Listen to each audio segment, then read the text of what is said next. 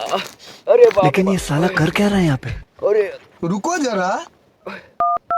Hello बेटे। क्या हुआ पापा? कहाँ है बेटे? मैं तुम घर में हूँ पापा। बेटे जल्दी मेरे पास आ जा बेटे, मेरे सीने में गोली लग गई बेटे। बेटे जल्दी आ जा, बस 2 ही मिनट है मेरे पास। ठीक है पापा, ये मैं आया 2 मिनट में। अरे पापा पापा क्या हुआ तुम्हें? बेटे मेरे दिन अब खत्म हो गए बेटे, मैं मरना चाहता हूँ बेटे।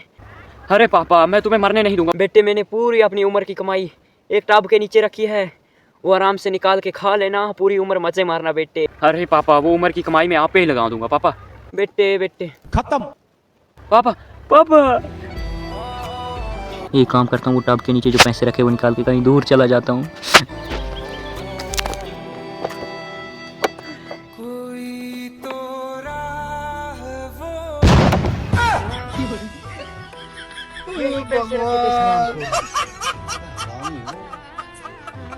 सारी बहाने